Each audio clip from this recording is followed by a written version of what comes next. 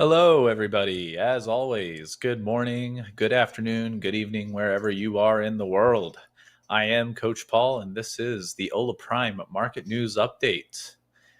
For the U.S. equity futures markets, we saw some volatility in the early morning hours, but were able to claw back much of those losses in the afternoon. The S&P 500 futures traded as low as 63.73 on the day, but were able to close up at 64.46 in the session. The Nasdaq behaved similarly, trading as low as 23,030 and closing just below the 23,400 level. The Dow Jones fell about 300 points on the day, the weakest of the three indices, and is currently trading at 45,272. On the global news front, we have some Australian and South Korean economic data that was just released this evening. On the South Korea GDP growth year over year, that came in at slightly above forecasts of negative 0.5% in quarter Q2, and the GDP quarter over quarter came in much better than expected at 0.7% versus forecasts of negative 0.6% in quarter two. Australia's S&P Global Composite PMI increased to 55.5 in August from the previous 54.9 figure, and their services PMI was also above expectations at 55.8 versus 55.1 expected in August. The US dollar showed some broad-based strength today amongst the futures major currency pairs. Euro USD fell 0.6%, closing at 1.165, which is right at the 50-period EMA on the daily chart. CAD USD logged a 0.25% loss and is currently trading at 0.726. The Great British Pound USD pair is currently trading at 1.3388, down more than 1.1% on the day. This was the largest loser of the major US FX pairs. The Swiss franc fell 0.45% versus the US dollar and is currently trading at 1.2434. The Japanese yen lost 0.81% today and is currently trading at 148.51 yen to the US dollar. The Aussie dropped 0.53% against the US dollar today, closing at 0.65215 and currently trading at the same level. Lastly, the New Zealand dollar remains in its large bearish channel and lost 0.64% against the US dollar today and is currently trading at 0.5865. For a little crypto update, the cryptocurrencies were mostly positive today. Bitcoin is up about 1.77% and currently trading at $111,093 as of this writing, while Ethereum is down 0.92% and is currently trading at $4,321. To touch on some others, we have Litecoin up 2%, trading at 111.55. XRP is up 3.1%, trading at 2.86. And Solana is up 4.4%, trading at $208.62. For the commodities, we had gold futures, which gained 1.48% on the day, over $50 per troy ounce, as it rallied to make new all-time highs of 3,602.4. Gold futures actually just recently, the last 10 minutes, the last hour, made a new spike up to the 36.18 level and currently is trading at $3,603 as of now. Silver dropped down to $41 per troy ounce before recovering all of its losses, closing flat on the trading day at $41.69. This comes after a massive rally over the past 2 weeks, gaining about 10% in that time. WTI crude oil futures gained 1.6% on the day and are currently trading at $65.62 per barrel. As for key events tomorrow, we have the JOLTS job openings data releasing at 10 a.m. Eastern Time, which could provide us with a little bit more volatility for this week's trading. Now, without further ado, it is time for our Quiet Markets live trading session with both myself and Coach Tiger. So let's go and get to the trading.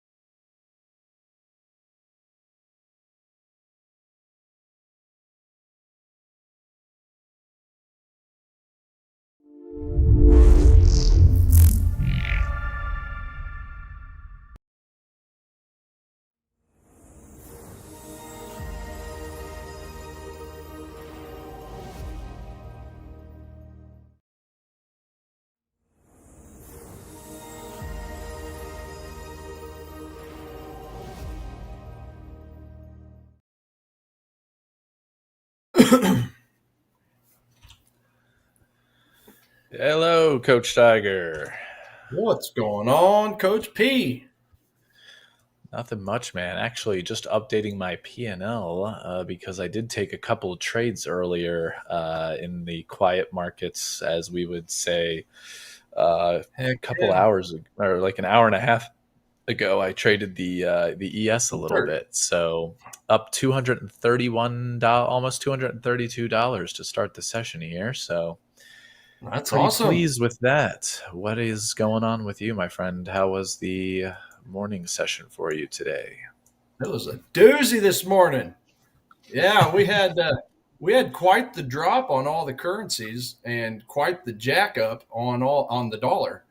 About the best thing we could come up with, and this started an hour before our stream, but best thing we could figure out was euro.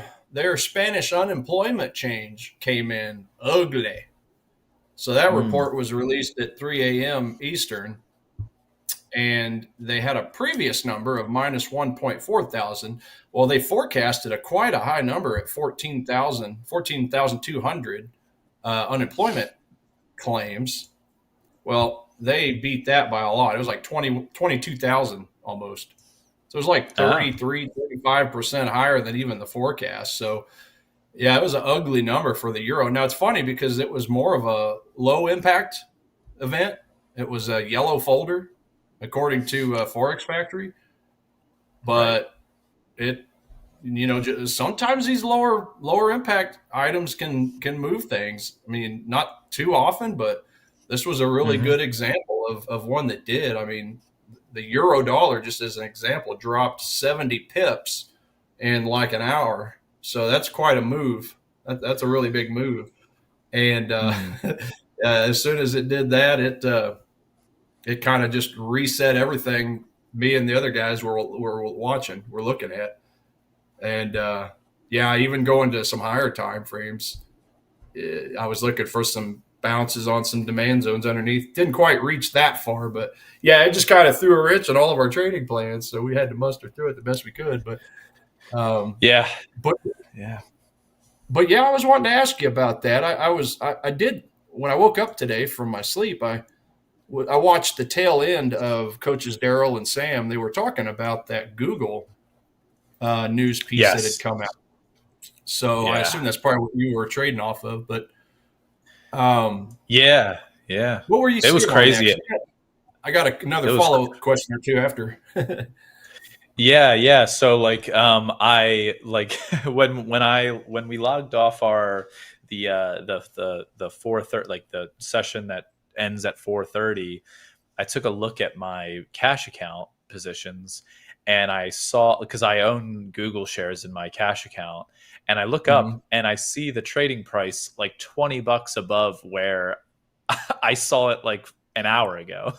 And I was Yeah. like, what? And then I look at the news on Google, and it says that they made like a judge made a like basically a ruling that essentially minimized any sort of harm that could happen to them through the courts, in terms of being like a monopoly and having to split off like Google Chrome from the whole internet browsing part of Yeah. their business from like the other part of their business. So like essentially shares just exploded off of that.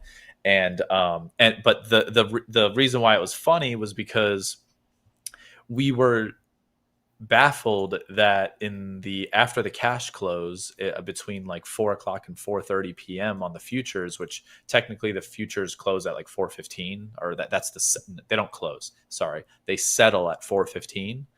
Hmm. um, and um, the markets like exploded upwards, and we were like, what is going on? I like we just, it was so, there was so much buying occurring. I mean, it was just like an extension of this rally that had started since like about 12 p.m. Eastern time, but like it was crazy that it happened just so late, and it was likely because of that Google news. Yeah. And then About 10% I jump was, on yeah, Google. right, right.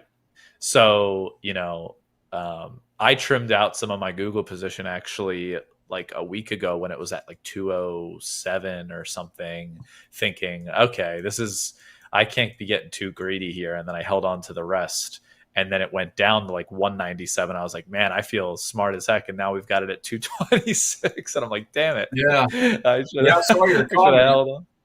I saw your comment in Yeah. there that you were like, heck yeah, or something. I'm long part of Yeah, exactly, man. So, it. but I'm happy that I'm still holding on to some of it, and I'm reaping the rewards. But so yeah, I think that was really the volatility that was caused in the S&P and the Nasdaq later there, and now we're kind of trailing downwards.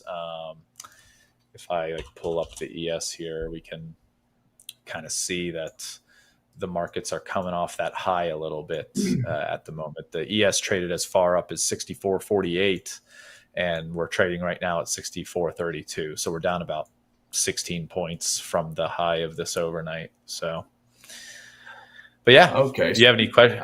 You have any Well, thoughts about that, or? yeah, well, it was about the volume because they were talking, and this was in after hours, so it would have been after Mhm. 4 your time, and they were saying how it was continuing to spike up. There was all this buying, but this was kind of where my disconnect is since I'm not as familiar with the futures market.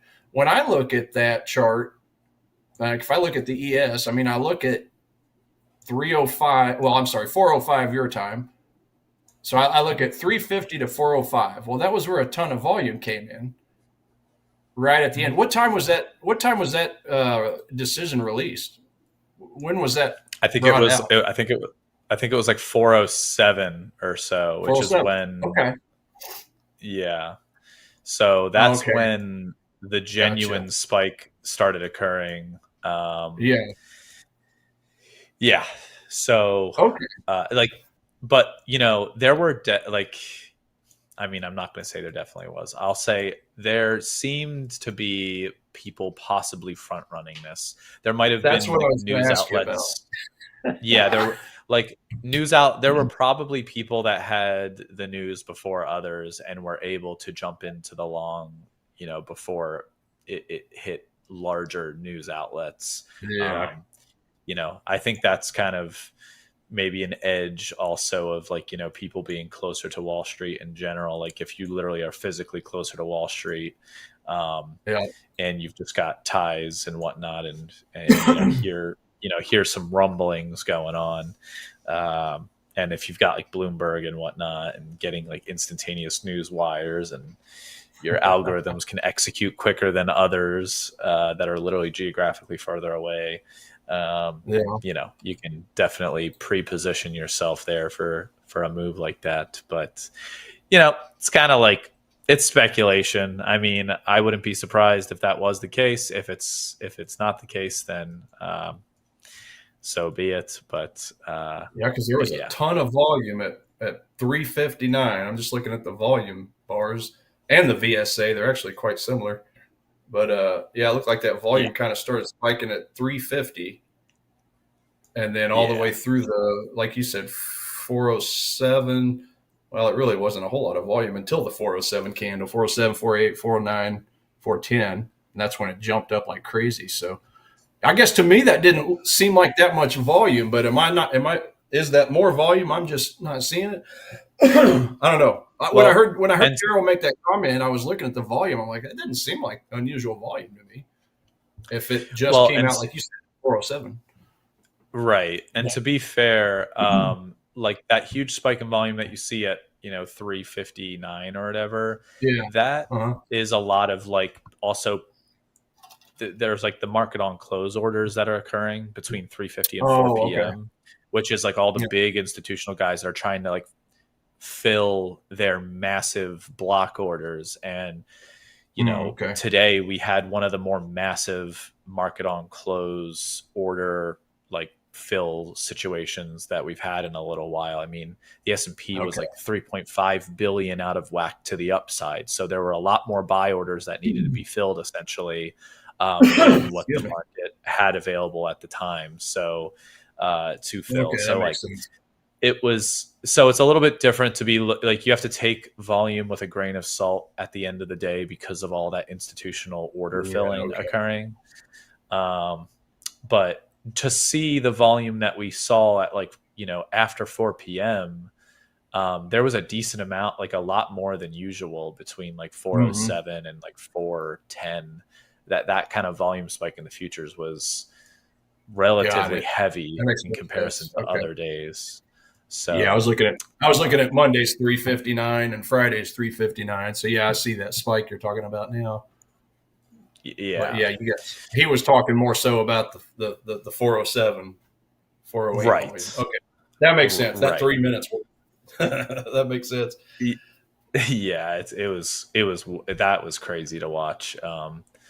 Literally like 20 points on the ES in a matter of 3 minutes. I mean, That's crazy. off Yeah. like after the cash close, like that's why it's crazy. It's because it's just Yeah. like after the normal hours essentially. That So makes more sense now. Makes yeah, total sense. Yeah, because I didn't see that FX, after four volume on the previous couple of days. So that's it. The right. insiders, man. I'm telling you, dude. I'm telling you. But FXJ is in the chat. I saw he was chatting actually before the stream started. We appreciate you being in the house here. What's The going on, spy FXJ? is.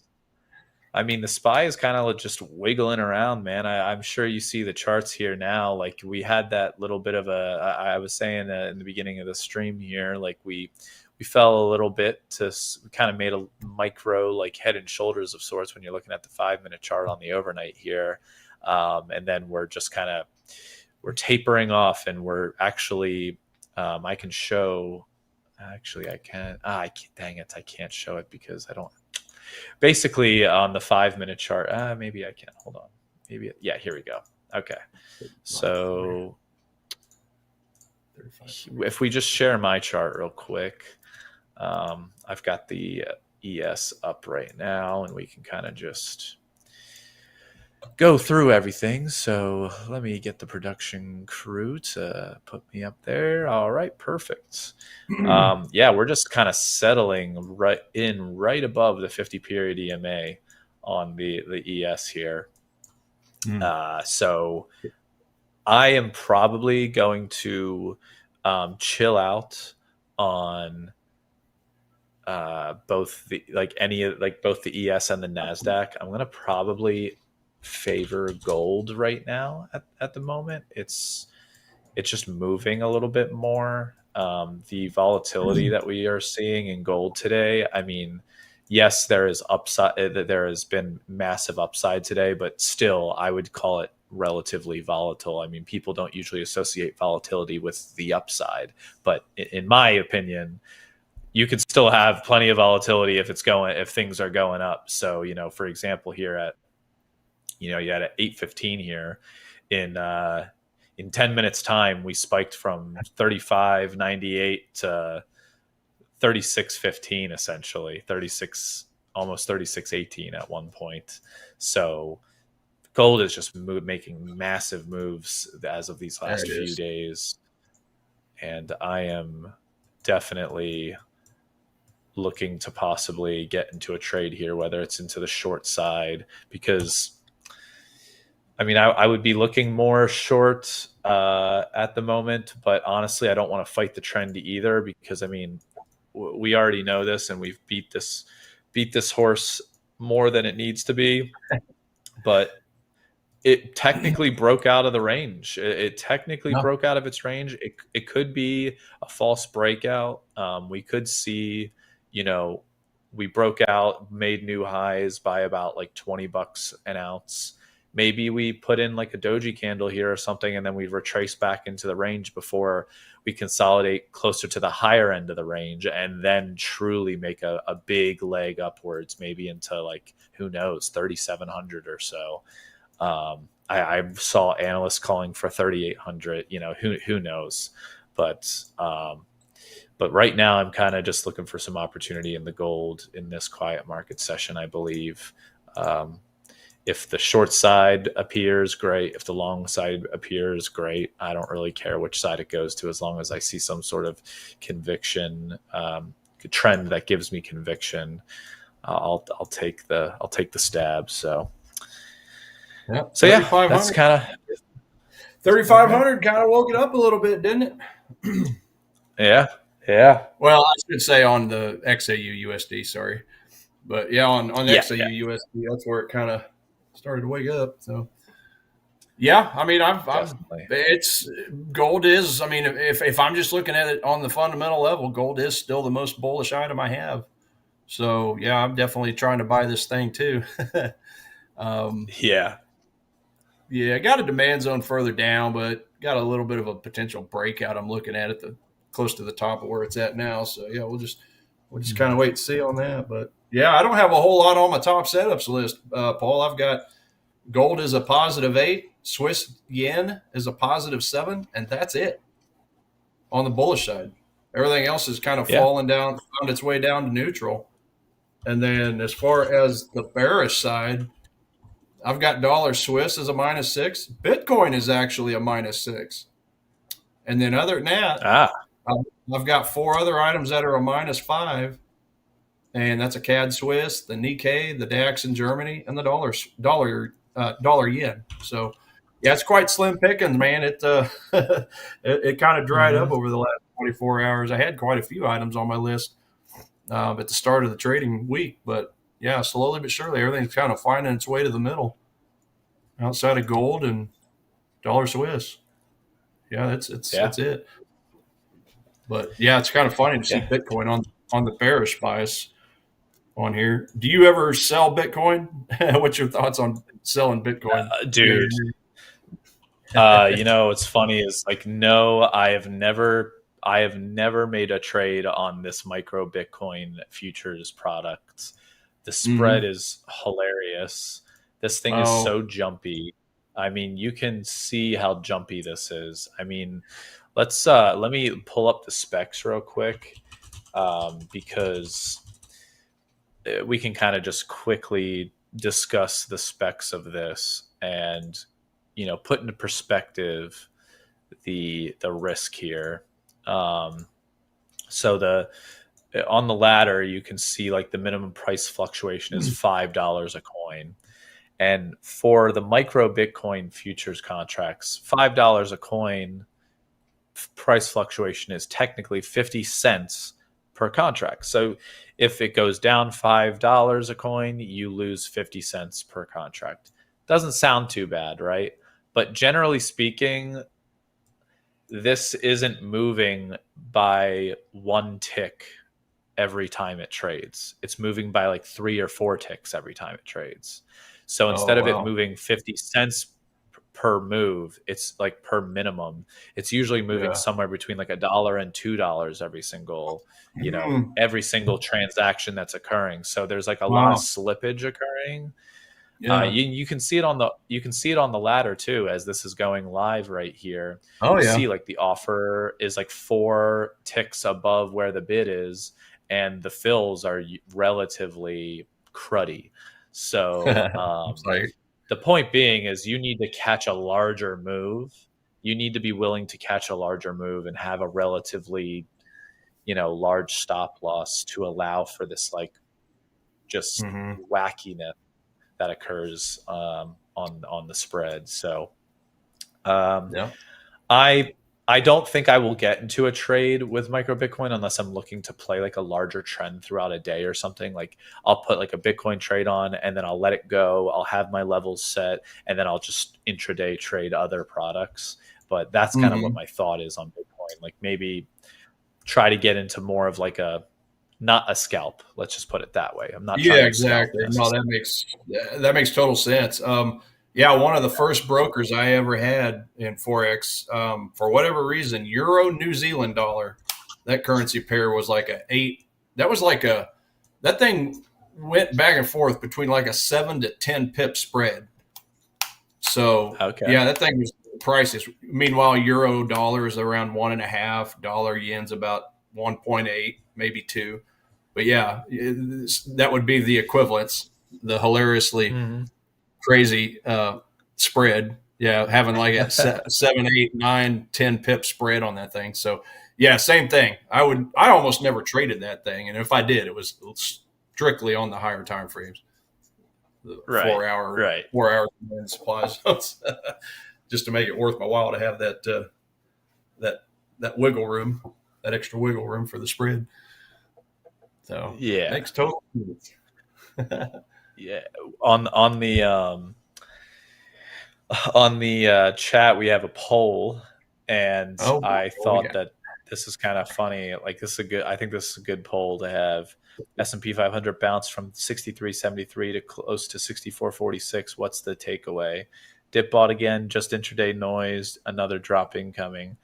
I would love to see everybody participate in this poll. I want to see what the general consensus is of whether it was really the dip. It was the dip to be bought, or the start of a little bit of a rollover here. So would love to hear everybody's feedback. I made my vote, and there's only 3 votes at the moment. So you have a pretty good probability of knowing what I I voted.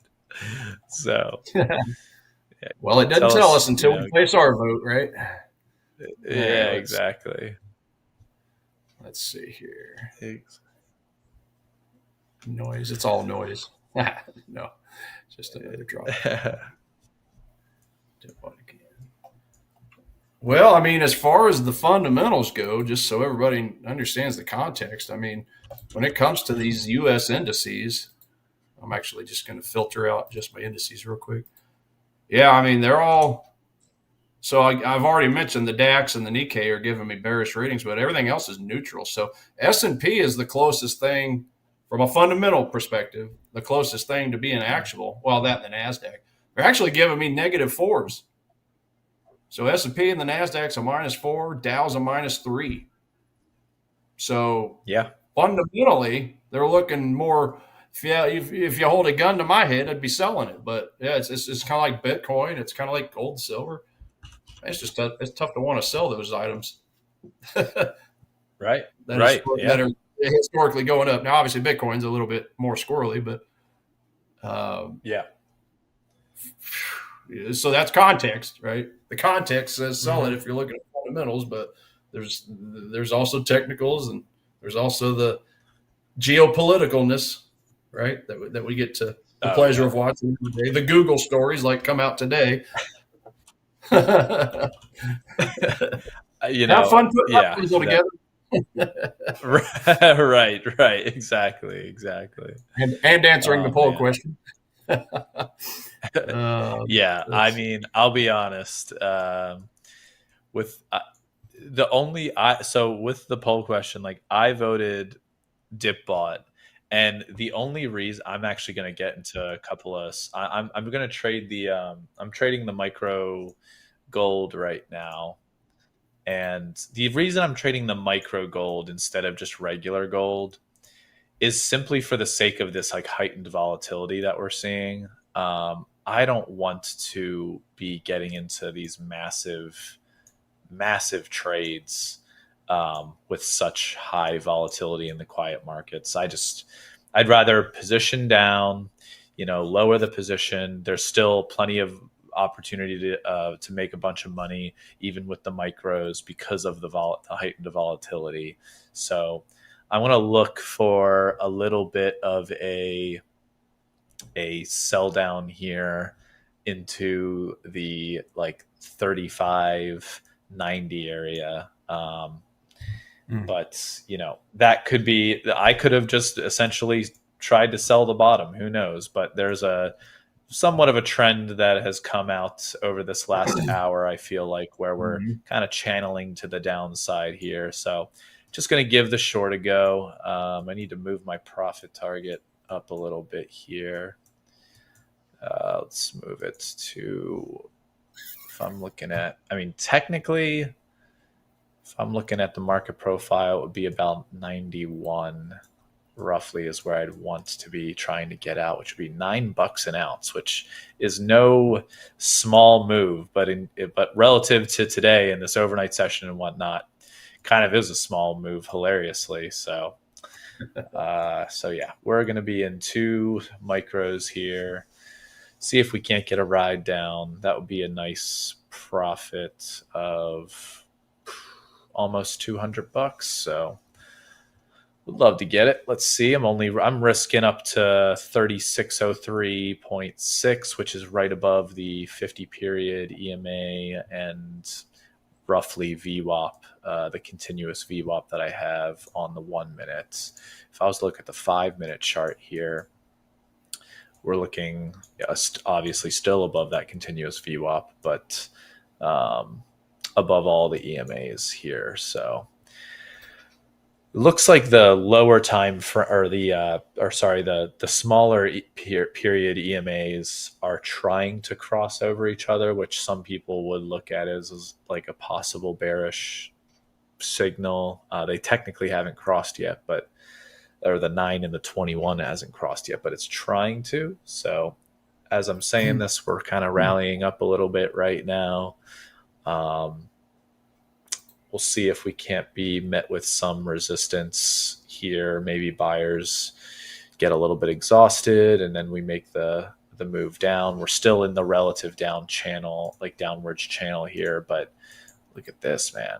Jeez Louise. I might have shorted literally into a new trend here, a new bullish trend. So let's see if it doesn't break right now. See if the buyers want to give up. You're more than welcome. I'll get short one more here. That's my last micro that I'll get short, closer to the top where my stop is right here. So that's the last one I'm willing to get short here. Let's see sellers come on in. Why don't you come on in and help me out? Or not. We're 2 ticks, 1 tick.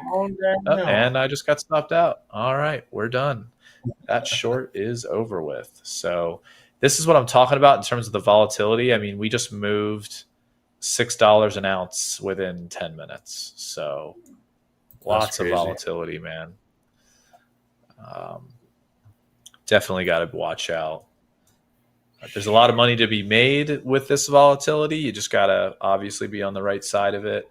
And when you're on the wrong side, just make sure that we're managing the risk properly and we're not, losing our heads over it. So yeah, let's see if we can't find, see if we can't, get into maybe a long here, or see if it's going to possibly set up for another short. As I say that, I'm getting into another short here. I am literally taking a small stab with 2 micros again, putting my stop above the high of this past candle. If we see if we can't see any sellers come back in, because while I'm doing this, I'm also looking at essentially the depth of market and everything, and I'm looking at how aggressive the buying and selling deltas are on a second to second basis.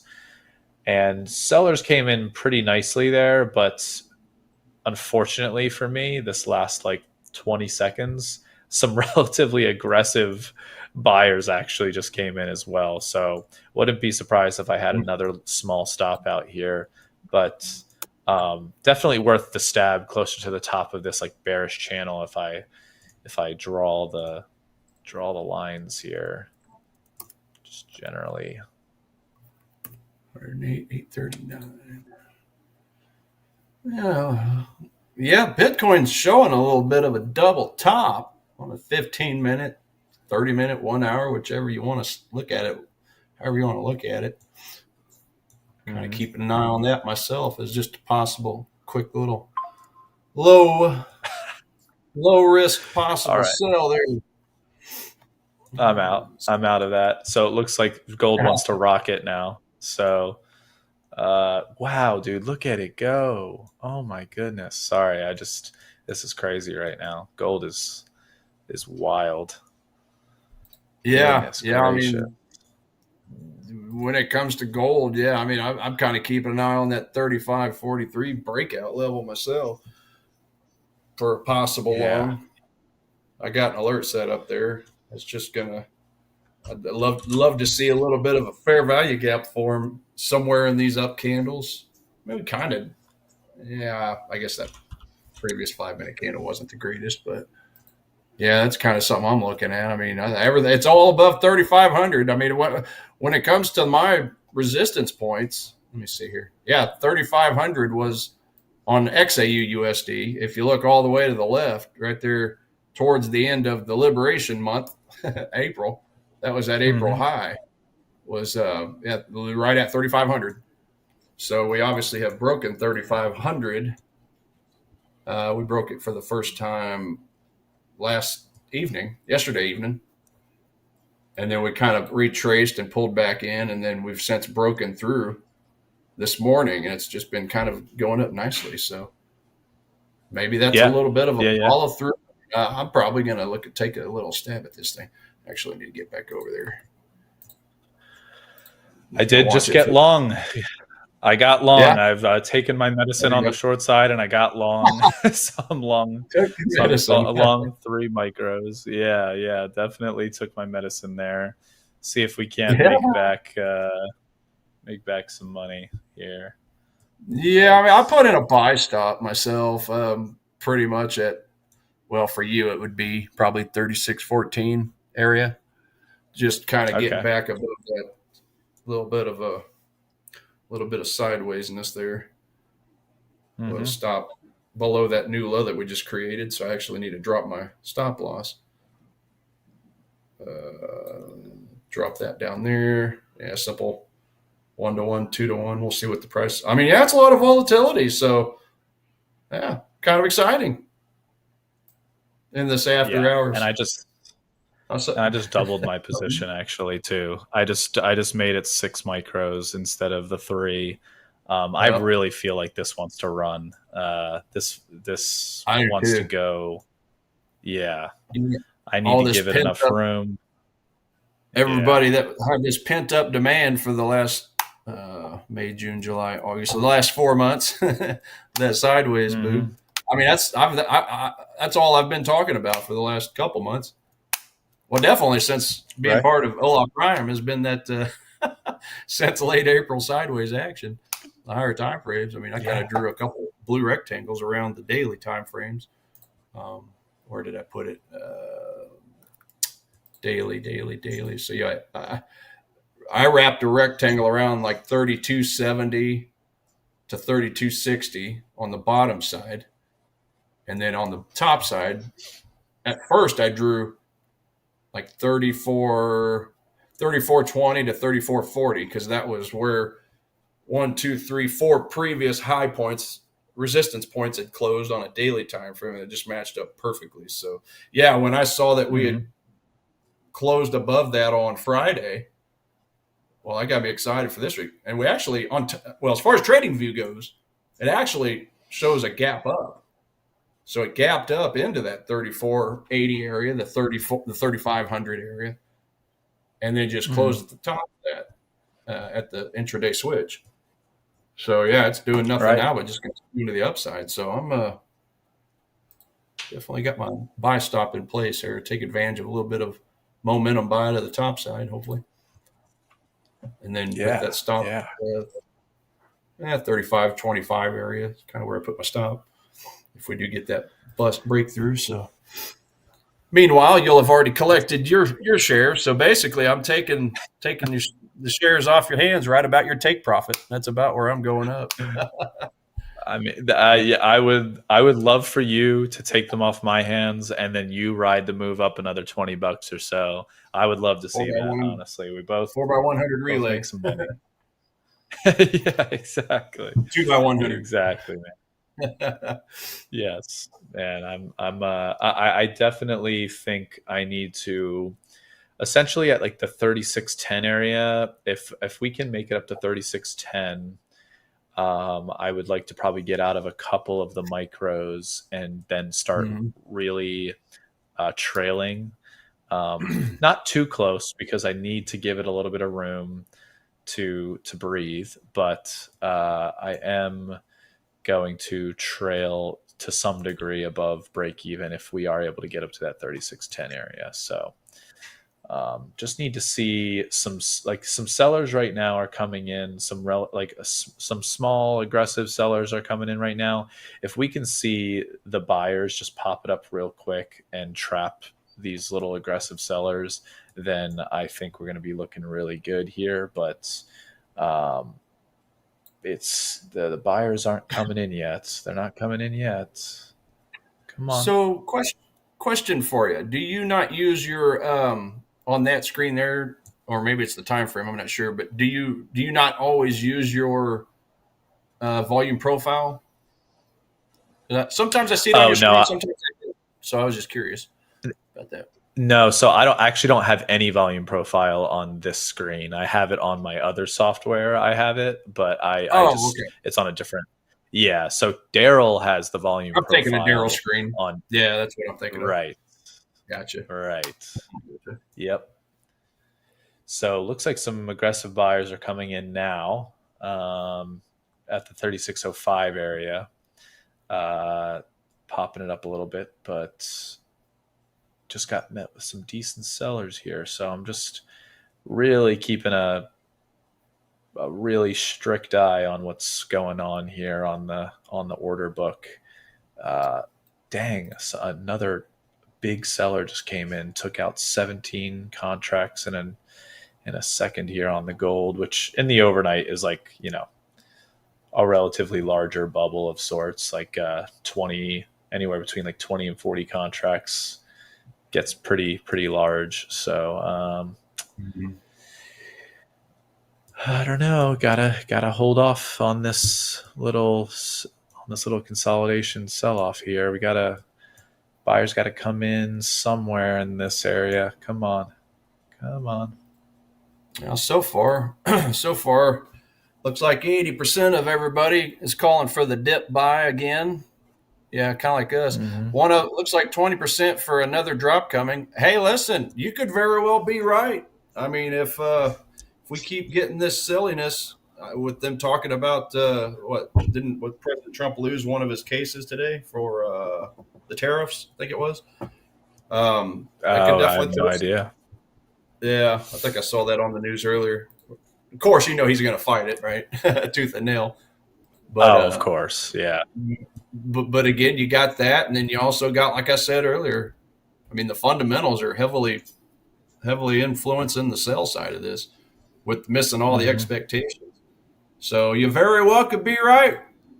Whoever did vote for that, 45%. Yeah. So only 45% of the most recent reports have exceeded expectations. So that means 55% have missed expectations. So that's not a very good bullish tone. That's a little more bearish. I mean, it's more neutral because it's in the middle, but it's slightly more bearish. What's the stock market? Mm-hmm. Let me look at the stock market real quick. So the stock market is a 45% as well. Let me see here. And then as far as the big banks and institutions, the COT report, yeah, just keeping an eye on that. Dow was a minus 0.18%, so 0.18% added to their short positioning.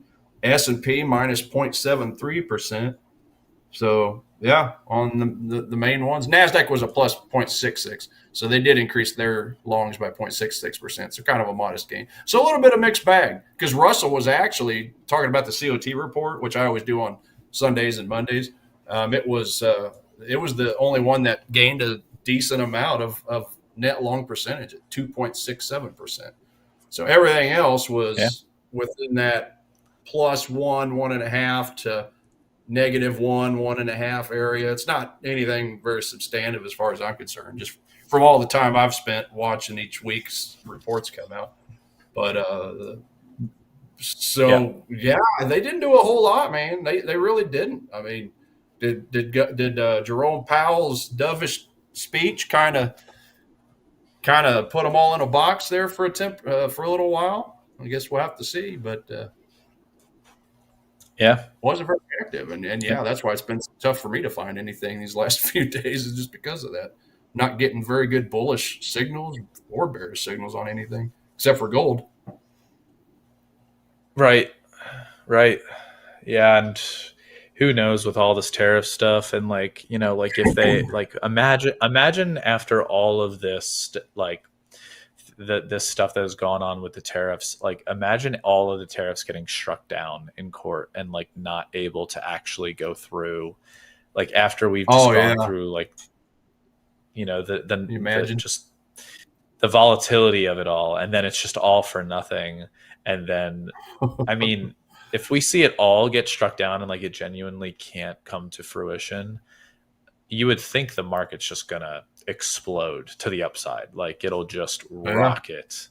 Um, People will be buying hand over fist with as much leverage as they possibly can, be setting new all-time highs, I feel like. And then but then at the same time, the Fed will have to not like in the funniest turn of events, you would have to have the Fed not cut rates probably because of all that, because of like the increased economic activity that'll occur because of the lack of yeah. tariffs. So Add some inflation. would be a funny wrinkle and everything here, but Well, that's all trading. who That's all knows? politics is, right? A big reality TV show, right? Well, I'll tell you what, gold is spanking my butt tonight. It is Uh-oh. absolutely spanking my butt. I just got stopped out again. So the two times I go short, the gold rallies, I decide to get long. I flip long. It goes into my Yeah. favor and then runs out of steam. And then we're back down to the short side. So what that's telling me is that there is a lot of indecision in this last like 30 minutes or so of now where people think gold should be going. And I'm going to Yeah. likely stay away from it. I think I'm going to go back to the indices here and, have a go at some of the indices, probably the S&P here, um, or the NASDAQ. Could be the NASDAQ too. But yeah, Yeah, not the no. greatest trading. Well, I mean, and I almost got in down there with you only because I was looking at a little bit of a tiny demand zone on a 5 minute, but I decided to ignore it because I kind of felt the same. Like that's just a lot of volatility up and down in that little box. So that's why I Yeah. was. That's the only reason I was as conservative as I was and waiting for a breakout at the Hmm. top there. Um, but no, Rightly I was so, my right there with friend. you. I was getting ready to do the same thing.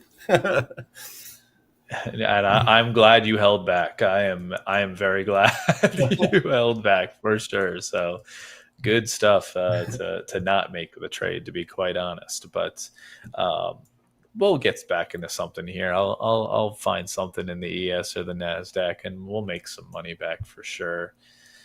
It's You can no run, big but you can't deal. hide, Prophet. Exactly.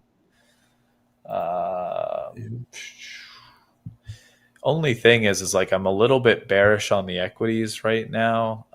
After that huge run up, I feel like buyers got a little exhausted, and that's why we've seen the trending, like this downwards trending market in the equities tonight. So generally speaking, I'm bearish, but of course, right now we just saw like a breakdown of sorts that occurred over the last like 20 minutes in the ES, Nasdaq, and the Dow, and now we're kind of doing a little U-turn back to the Yeah. upside. So I don't really want to just jump in short, especially because I see a huge offer for the overnight session at least. 200 contracts on the offer at a tick isn't really a big deal in a regular trading on the ES, but in the overnight, that's a large order. So I see that order pending at 64.39 and 3/4, which is literally 7 points above where we are right now. So I'm curious if we could run up to that liquidity zone. Um, I don't feel the conviction to necessarily get long to run up to that area, but I also don't feel the conviction to get short at this level right now. So kind of have to sit on my hands, unfortunately, at the moment. The old sitting on the hands method. We're Works well sometimes, Yeah. you know? Yeah. Yeah. So today we did have the manufacturing. Today is the second. Yeah.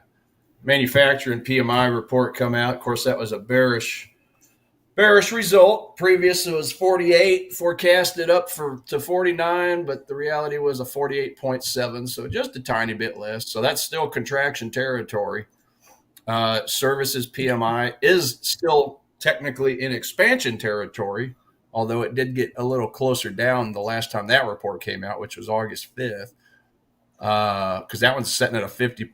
So, well, previous was a 50.8 for services PMI, forecasted to go up to 51.5, but it actually was a 50.1. So the forecast was missed quite a bit. But yeah, the result of that was bearish. Bearish because you were lower than the previous and because you were way lower than the forecast. So PMI data, not looking the greatest. I mean, again, that's still technically in the expansion territory, but just hanging on by a thread. And by missing that forecast so bad, the market took that as a bearish result. Retail sales, just looking at the dollar, or U.S. dollar, retail sales number was bearish. CPI number was bearish. This was in the middle of August. JOLTS job openings, we get that coming up, Thursday? Or no, tomorrow, Wednesday, right? Yeah, I believe that was Wednesday. Yep. Yeah. But that previous number was a bearish number. So, hopefully we can get a good positive number. Just give us some type of good positive news. I mean, the last few bullish pieces that we had for the dollar was obviously the PCE was more of a neutral number last Friday, but August 28th was a bullish number. That was the GDP result. Wage growth on August 1st. October 28th, the jobless claims. That one came in slightly bullish. That's it. We haven't really had a whole lot of positive news lately. It's been more bearish, more bearish than anything, with more contraction PMI. So, yeah, we just I think the market's just looking for some good type of news. But yeah, as a result, that's why gold is getting the most bullish ratings, most bullish biases. So, metals it is, man. That's kind of been my MO the last couple months. Gold has been the most traded item that I've been trading. I'm a currency trader. I trade Forex, right? But yeah, it's been probably half of my trades have been gold the last month and a half. Right. It's just interesting to see how it kind of goes in cycles according to the economic data. Hey, man. Yeah, you trade whatever looks like the easiest money to make. Trade that sucker. That's what I say. So never easy. I'm glad you simple. No, of course. You're right. 100%. For sure. It definitely is never easy. It's all a facade, that's for sure. If it does look easy, it's a facade.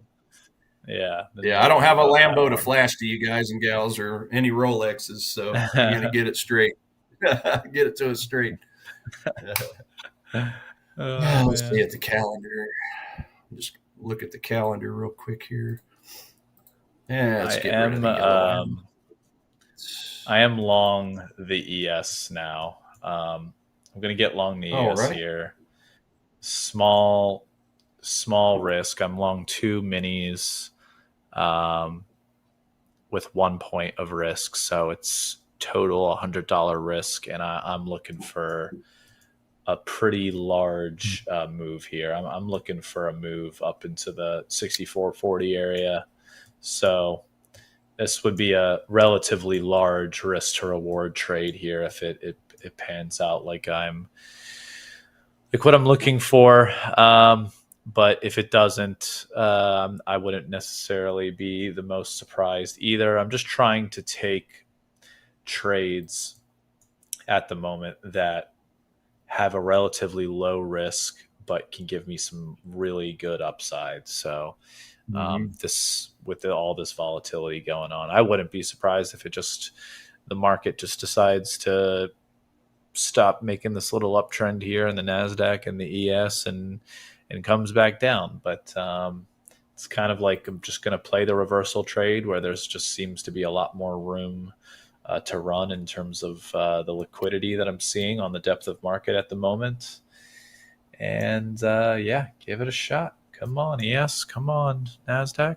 Let's Oh, go. baby, Everybody go start home. the buy-in. Come on. Come on. Well, I mean, look, the S. Well, I guess it would probably be the similar thing in the ES, but let me go look at the ES actually. It's going to say, yeah, yeah. So ES is the same. I mean, it did bounce into a daily demand zone of late. So and it wicked out hard. So it looks like it's trying to respect it. So yeah, I mean, it looks to me like it should go up at least to revisit those highs. 62, what is it, 65.20 or something like that? Let me double check there for you. Yeah, just looking at that on a. Yeah, I would love that. I mean, don't get me wrong. I'm not going to be greedy, but my goodness, would that be amazing? But yeah, you're talking about like over the next day or two, or like over the longer term time Oh, yeah. frame. Well, Yeah, yeah, just but up in I'm general. assuming. Yeah, Daily, exactly. 4 hour, 1 hour. It hit the demand zones of all those time frames. 30-minute. Yeah. That's a nice confluence. Damn. Ooh. Let's make the Yeah, and move. Come on. I have the same. I had the same zones on the regular or on the the SPX, um, but Mm-hmm. because it's giving me a -4 fundamental score, it's hard to pull the trigger on something that's Yeah. one away from giving me a bearish reading Yeah. fundamentally. No, I get you. I did already. I mean, I've already moved this trade up to essentially a break even. I don't want this to go against me really at all. Now that I've already gotten into the money here, um, if it keeps going, if we can just get the immediate push and the momentum takes it, great. If not, you know, it is what it is. I got a free trade on essentially here, and I'm not worried Well, about it. So, what I probably will do is take one off. If we can spike up here, would love to spike up into like the 35 area, 64.35, and then take one off and then let the other one ride if we can. It might try to pull back here if the NASDAQ doesn't want to follow through and break through VWAP. If it can break through VWAP, that would be fantastic. It would really be nice if we can do hey, that. I'm going to put the uptrends. one sell here. Uptrends Yeah. have to ebb and flow downward at times. Downtrends have to ebb and flow upward at times. So that's the beautiful thing. Yeah. To catch Yeah. those smaller moves, even if it is technically counter trend or counter fundamentals, right? Mm-hmm. Come on. Don't die on me now, NASDAQ. You gotta push on through. As Daryl would say, push on through to the other side. And then he starts singing that song Ah, all the way through. Oh, break no. on Come through to on. the other side. Break on through Dang to the it. other side. This is looking like the NASDAQ doesn't want to do it. That's unfortunate, man. So unfortunate. Some on a NASDAQ's going to beach. respect. It's going to respect VWAP, bring the S&P down with it, unless it Yeah, stops on right a here. beach. Come on. Come on. Come on. Come on. Come on. Ah, no, it's not gonna happen. It's not gonna happen. Come on, gold. I need you to give me about $4 more worth of rise. $4.50. I just Four got and a four. half. Okay. All right, we're out of that ES trade. It was a small, like $22 gain or something. Unfortunately, the Nasdaq got obliterated at VWAP there. It touched VWAP on the 1 minute and 5 minute charts that I have up on my other screens, and then immediately Mm-hmm. rejected. which is quite hilarious. So any of the VWAP traders out there, that definitely that level was respected hardcore in this overnight session. So don't blame you for using the indicator, that's for sure. I might jump back in long if we just rejected and look to like we want to go back here. Now, which one of those is your VWAP? The white one. 21. That's the white. Yeah, the view. Okay. Yeah. Gotcha. Break on through to the other side. Break on through. I'm having a hard time thinking of who sings that. Is it Led Zeppelin? I can't think of it either. No, I feel like that's Led Zeppelin. I could be way off. Help us out, chat. I don't. Who sings that? Yeah, exactly. I'll look it up. Oh man, I can't believe that. I shoot. You want to make one more guess? I'll give you one more guess. Okay, Led Zeppelin, no. Very iconic band. AC/DC. AC/DC. Nope. No, that's not. Nope. Oh my gosh. I should iconic know this band, too. I know all the music. Not a fan. I'm not a fan of these guys personally. This is a very the band is famous for their lead, their front man passing away at a very young age.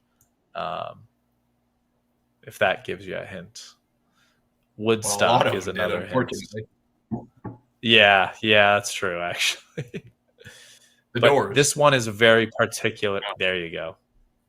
The Doors. Okay. There you go. Hey, you got it.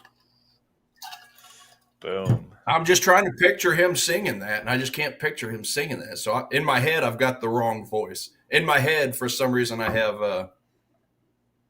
Led Zeppelin's frontman. Why can't I think of his name?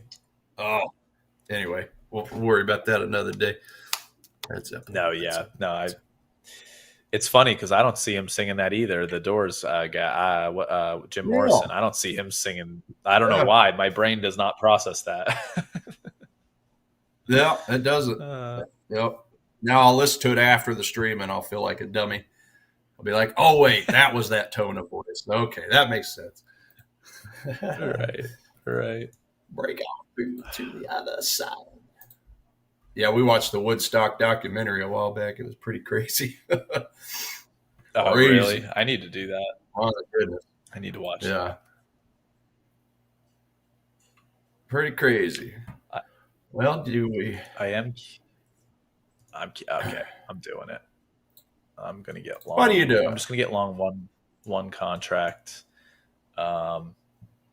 It looks like it wants to try to make a push back up again, but I don't feel as convicted, which is why I'm just getting into one contract here. So let's see if it can't happen. Won't go. Maybe I'll add in to another one if the move starts, getting a little bit heavier to the upside here. Maybe in the next point or so, if it's able to get to 64.34, which would be 4 ticks above where we are at right now, and I can see some decent volume coming through. But this is the kind of situation where I'm interested of whether I should put a buy stop in order to enter that next contract. Only problem is I feel like the spread you can really get executed poorly or very harshly if you try to enter a position like that. Well, I mean, here we go. All right. Just added. All right. I just added to another one here. Okay, sweet. Because your alternative is market order, right? So yeah, exactly. Yeah. I guess I've never had any bad experiences with it, but yeah, I've always been told that actually the buy stops and the limits are the safest because it helps you avoid all the slippage, unlike a market order. As long as your buy stop, as soon as you get into the buy stop, it puts your OCOs in too, then right. I think it's okay. but if like your buy stop just gets you into a position without being able to do like an OCO kind of situation, then it would be Oh very yeah, risky I in would the never do future. that. Yeah, But yeah, yeah, come I on, got to let's put go, in my let's go, come on. OCOs. Ain't no way I'm going to be putting in an order by itself without my stop. Sometimes I'll do it without the take profit. Yeah, definitely with the stop. Yeah. Break on through to the other side. Come on now, gold. let's make this push. Let's make this push. Push, push. I understand we needed Gold to just consolidate here, but let's go.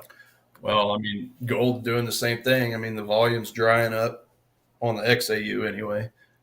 Kind of making a little bit of a triangle, a little bit of a pennant, whatever you want to call it.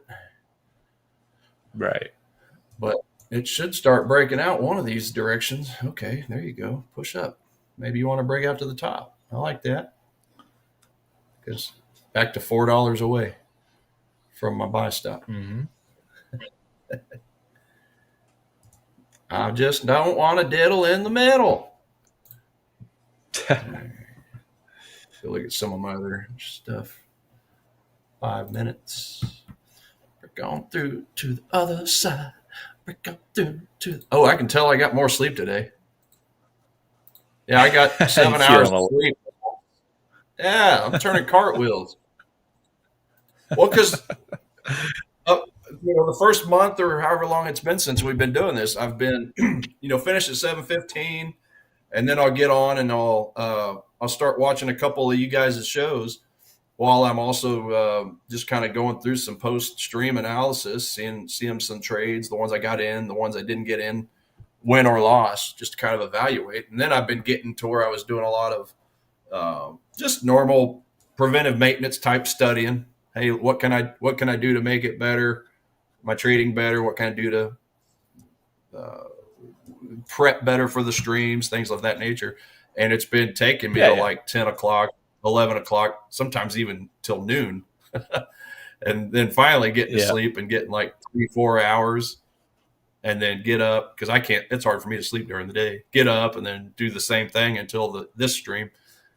And then I take my 2-hour nap. So anyway, I'm just like, and my girlfriend, she's like, Tiger, you're a little snippy. You're a little on edge. I don't like it. Yeah, you're right. So I made a conscious effort to getting more sleep this week. I got 5-6 hours yesterday, and then today I got 7. So I'm feeling good. It's important, man. It's important for sure. I mean, a lot of I think I don't know what the stat is, but it's like, we spend like a third of our lives in our bed, but a lot of people will spend like very little on like, their mattress and whatnot in order to get good sleep when it's such an important part of it. That's kind of one of those things where I need to be better about that myself as well.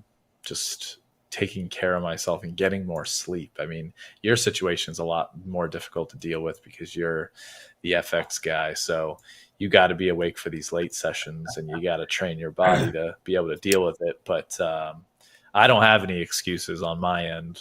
So I need to get that in order for sure. Well, it's been a good challenge. And just to finish on that, I actually used some AI to help me out with certain things because I'm trying to get my workouts incorporated back again. So I just basically laid out my entire schedule, what I'm doing, and the sleep I'm taking or getting, and just asked for its advice on how to incorporate my workouts back and this and that. So I got a pretty good game plan now. So yeah, it should start getting better. So yeah. What was you about to say on it? Sorry, my alert's going off. I got to turn it off. All right, there we go. NASDAQ is just not cooperating. The NASDAQ is not cooperating. It needs to stop messing around and cooperate. That's all there is to it, man. The ES is definitely actually I got to take a look at the Dow real quick. What's going on with the Dow here? Unfortunately, the Dow is running into resistance as well. Not that the Dow trading in the overnight is some amazing product that has a lot of weight on everything, but the Dow is running into resistance, which doesn't help the S&P, and the Nasdaq is again retreating off of the VWAP. And if it's going to find any sort of support, it would be actually right here and now, and it's not finding that support. It looks like we're getting a little weak here. The buyers kind of gave up. They tried to push and they couldn't make the necessary move. So it looks like I got trapped again. This is a rough, like a weird, volatile, rough session between gold and the indices. For me at least. So, but always something to learn here in these harder times, at least for my trading style. So there's always something to learn. Oh yeah, that's the beauty of it. The more we learn, the more we realize we need to learn. My girlfriend says, "Tiger, you've done nothing but study for a decade. Don't you think you know everything yet?" I said, "Oh hell no! It's very dynamic getting into these markets. Something's always changing. There's always something to learn and get better at. The more you know, the less you know." Yeah. That's it. That's the real way of. That's how it really goes, man. Like the more you know, the less you know, dude. That's the truth of the matter. That's for sure. It is funny, but when I went, like, we saw a comment recently where somebody said like futures look easy, and I just laughed. I laughed at it. I'm like, and if anybody thinks any sort of trading is easy, you are highly mistaken. That is a very terrible assumption to make, and will blow you up quickly if you make that assumption. I would heed the market's wrath and just not make that assumption for anything, any product, any type of market at all. So, yeah, I mean, I always try to put that in perspective when I hear that. I say the basics of trading are simple. It's all the nuances that take time to get good at, take time to master. There's nothing easy about it. Hell, even the trading channel that I created well before Hola Prime, that was the first thing I put in the description. Newsflash: trading is hard, all caps, hard. that was the first sentence in my trading I created. But no, it's the base. I mean, buying and selling, looking at a trend line, little things like that, finding support, resistance, supply and demand, certain things like that are pretty simple to learn. But yeah, I mean, everything is a case by case basis. Putting the puzzle pieces together. It's the puzzle pieces. Putting them together is what takes the time to get good at, or get tolerable at, get decent at. Then by the time you figure that out, then something changes, or a tweet happens, or whatever the case is. True social post. Oil problems, bombings, wars, all that stuff, earthquakes. It's just quite interesting to see how all that can affect it. I did go ahead and get buy stopped in on gold, so we'll see how that goes. Okay. All right. I kind of wished it. I was deciding if I wanted to buy stop it or let it bust through and then retrace, but with the volatility, I just figured I'd just go ahead and go with it, because I put a stop loss kind of below that low where you were shooting towards earlier. Be the equivalents on XAU USD. 35.30 is my stop. So we shall see. We shall see. I don't like that. I pulled the gold chart up so that you have it on so it's like on the stream for everybody to be able to see as well. So I pulled it up for you here. Just trying. Yeah, and the beautiful thing is, the gold futures looks pretty similar to the gold CFD, so you can pretty well tell what it's doing, regardless of which chart you're looking at. Just the prices obviously will be Yeah. different. But yeah, I got in basically would be the equivalence of your 3609 area, looks like. Okay. And obviously we're getting a little pullback now. And my stop is 3531. So it'd be about your 3597, 3596 Okay. under that little same Nice. low point. Nice. So I'm just kind Yeah, of you got a incorporating lot that of whole sideways range, that we've had. yeah, you got a lot of wiggle room there. There's a lot of wiggle Yeah. room that gives you definitely the right amount of risk. Because I was going to say, I mean, this is relatively looking nice now. Like this is looking more bullish to me than when I was in it. So Yeah. um, I think I needed to wait like you just did and really wait for this to set up a little bit better because I can totally see this kind of almost like cup forming. Like you're starting to see the smiley faces form in the upward direction, as I like to put it, ever so childishly. I love seeing the smiley faces forming, and then whenever you can get in on another smiley face that's forming closer to the bottom of that like bowl, uh, the better. Like I should, if I was going to be getting long gold, I'd be looking to get long somewhere right around now to then Mm-hmm. to then be like having my stop below like 3600 or something like that. So Now, I will say, Paul, there is one difference from the CFD to the futures contracts there, and that is so like where you've got that volume spike between what is it 2015 and 2030. If you go straight up to that top point, for me on the CFD, that same price point is pretty well equal to where the my buy point was. So it looks quite different in the fact that on the CFD it's pretty much a double top, so it's quite the difference. So that is one thing okay. different. I guess you can't see XAU USD, can you? Or even I if you do it on cannot, another chart. unfortunately. Oh, okay. Yeah, I can't.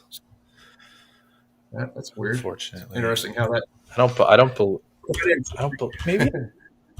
Maybe it's like a different ticker. Maybe you know what? Let me see. Let me see. Steve. Or even if you have Let's see like if I can. trading view or something. Oh, you don't use trading view though, do you? No, I do not. Unfortunately, do not. Or we could even flip it to mine for a quick second if you wanted. Yeah, it looks like it doesn't show. We definitely can do that. I'll just quickly update. It looks like on somehow this ES trade, I'm still in it. I haven't gotten stopped out. I was one tick away from being stopped out, and it is trying ever so lightly to continue its little consolidation to maybe make a run upwards. So this is kind of where we are at now, 64.33 and a quarter. My stop is at 64.31 and three quarters. So we'll switch over to your screen, and I'll let everybody know if I do get stopped out of it or not. Or if it starts rocketing up, I'll interject real quick and show my screen so we can catch the trade moving. But yeah, let's get to your screen. Sweet. Yeah, back in. We'll just flip to my screen. In the meantime, Bravo Zulu. What's going on, guys? I was back testing tonight, finally created my own thing. I'm calling it the Big Easy Breakout. Can't wait to use it tomorrow on ES. My strategy is looking to party on the charts. That's awesome. Just don't give yourself paralysis analysis. That would be my only suggestion. Early on in my trading, I was putting 18,000 indicators on my screen, and I literally confused the hell out of myself at one point. So the old saying, the old adage, less is more, kind of is the kind of is the thing in trading. You can definitely overwhelm yourself. Not saying you're doing that, Bravo, but that's the only thing I would just say, just in case you haven't run into that yet. Yeah, because a lot of these indicators do similar things. So But good luck to you on that. And the big easy breakout. I like it. This is our friend Tom. Bravo Zulu is our friend Tom, who actually did a Yeah, video with us as that's right. well. Yeah, I heard. Awesome trader. I remember. Yeah, Awesome. yeah, he's awesome. Yeah, the guy is a back testing demon. He is doing research. I feel like when he's sleeping, he's got one of his hands over his bed, typing on the keyboard, probably to do something in the markets and testing something. So the guy is extremely thorough. It's pretty awesome.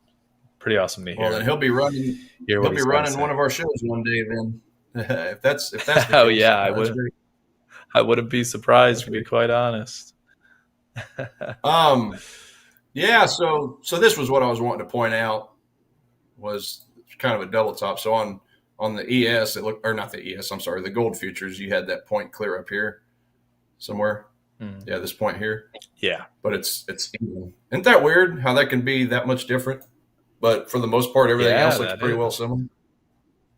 Yeah, so Yeah. that's why I got into it. I was basically looking to get a little bit, of a higher low and then the higher high for me personally to want to buy that breakout. And then we did have that 1 minute candle close on the other end of it. So that's pretty well where I got in, just on the break and close of that.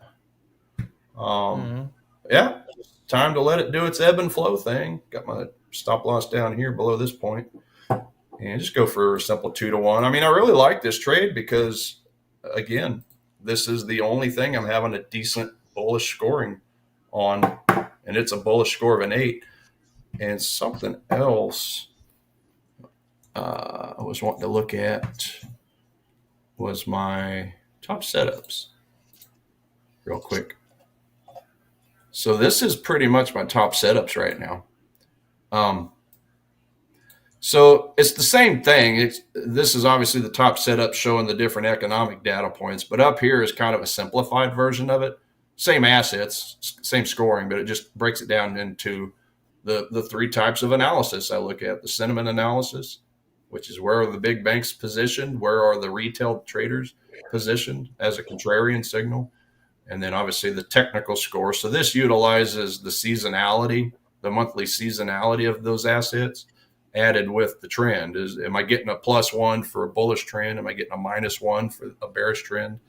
And it's used on a daily time frame as well. So, and then obviously the economic reports, all the economic fundamental data. So this is a nice way for me to see, am I getting a fairly even spread? Like what I like to see. I mean, I love seeing all this down here so I can see which reports are doing what, but as far as looking at the three analysis groups together, I like to see, like, if I'm looking at my bullish scores, well, I prefer to have at least a 1 on everything. So like sentiment, I'm not really getting a boost from the big banks. I'm not really getting any help from the retail side as far as a contrarian signal. So it's giving me a 0, but really strong technical score, obviously, since we broke through that high, and then obviously the eco score. So that's all the negative stuff happening with the dollar, right? Kind of on the opposite end for the gold. Kind of does the opposite, typically. So yeah, I'm not getting help from the sentiment, but it's okay. I got a strong technical and eco score, so that's why I like gold the most. But would have obviously given me bonus points. Sentiment had been better. The banks had actually bought gold, because I don't think they even. Let me see. Going back to the COT report. Yeah, so here's last Friday's report. Yeah, see, gold was very negligible. They increased their longs by 0.32%, so pretty well negligible. That's why it gave a score of 0 there. And and also looking at, I'm just looking off screen here. I'm going to go to my market sentiment. So my retail sentiment. So the big bank, I'm sorry, the retail traders, the U's and the me's sitting at home on our laptops. Yep. Gold. Let's see. Gold is so retail traders are net long by 90.67% on gold. So they're obviously in the trend, the right trend. So the banks can't use that to manipulate necessarily as far as liquidity Mm-hmm. because they're wanting to go long. Let me see. In fact, trade the big banks as far as the overall positioning. Actually, I think I have that report on here as well. Yeah, right here. So this is like what the position traders like to see. This is the overall positioning. So the big banks are about 80% net long on gold. So that's why I like Mm-hmm. this report. It kind of shows the overall positioning.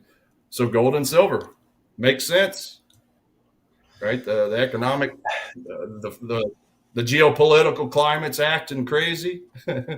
You got everything on the dollar kind of falling of late, so that would make sense. They're long silver and gold the most, and then U.S. dollar, they are net short by about 60%. The U.S. dollar. Right.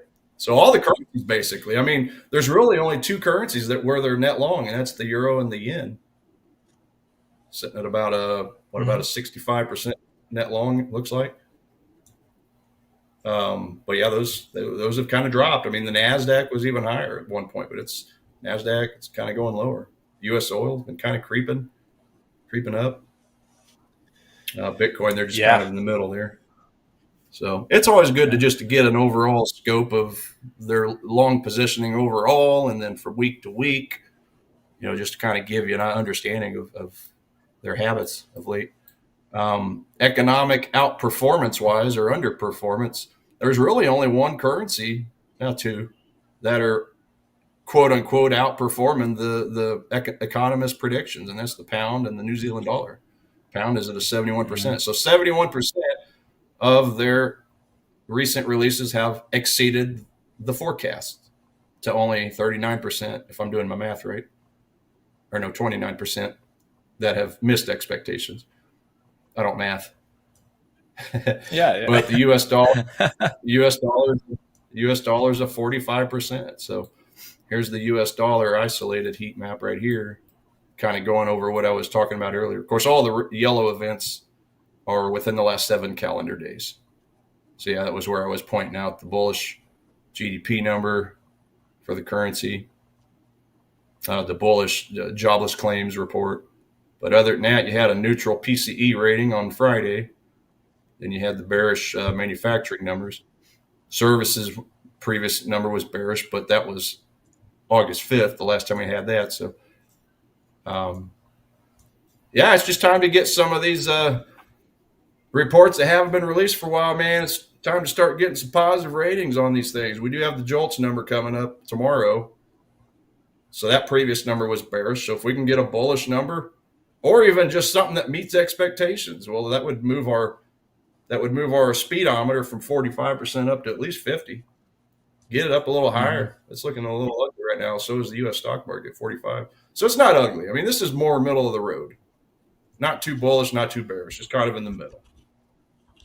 But if this thing starts drifting down to the 30s, the 20s, right, that's where things start getting out of hand a little bit. So as bad as it's been looking lately, it's not really that bad in the context of all the other reports that haven't been released of late.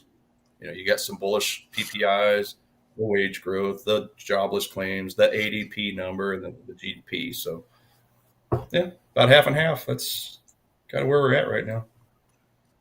Yeah. Yeah. I love Interesting. your positioning reports, man. I enjoy it, like, because it just reminds me of yeah, I actually used to very frequently update my like COT reports, my CFTC COT reports, and everything to understand Mm-hmm. positioning. And I've kind of fallen back a little bit on it because I've gotten a little spoiled because I use something that kind of shows me, generally speaking, what I like to see, like based on the COT information. It kind of compiles all of it already for me instead of me doing my own charts in Excel, and I just upload the data and then I uh, refresh the charts and it shows me everything. I use somebody like a different website's version of it, but you could, there's a lot of analysis that you can do with COT data and whatnot if you just compile it yourself and everything. And I enjoy enjoy listening, like, seeing your perspective on the positioning for sure, because it's definitely something that I have a lot of experience with myself in the past professionally as well. Always looking at the positions of some products. So Yeah, I mean, tells you a lot. you can really fall into a rabbit hole with this stuff. I mean, even looking at things like the put to call ratio, gold as an example is actually given a little bit of a greed rating on it. So this is actually something that you could look at even further to see that, well, it's not Hmm. really supporting the bullish narrative. So it really just kind of depends on how deep you want to go down the rabbit hole of analysis. Oh, gosh dang it. Right. Hold on a second. I was actually going to copy and paste it over because this is yet another sentiment report. Let me just go find a place to stash this gold. Yeah, I mean, you can look at this report right here. I mean, it's important, but it's just one piece of data. I mean, whenever this scale for gold falls down to this red line, that means that's extreme greed. That's people in Hmm. the options market, right? That's the options traders placing their bets for high call demand. So one could look at this and say, okay, they've got a high call demand. I might look to take the opposite end and sell it. So you know, it's nice to Right. even get this in my section on gold, but it currently isn't. But it's a pretty dynamic report. It moves quite rapidly. You look at it on a day to day Hmm. basis. So, but yeah, it's another one I like to look at. But because I have such slim pickings on my top setups, I'm just kind of ignoring that for the time being, especially because I'm just on Yeah. these smaller time frames.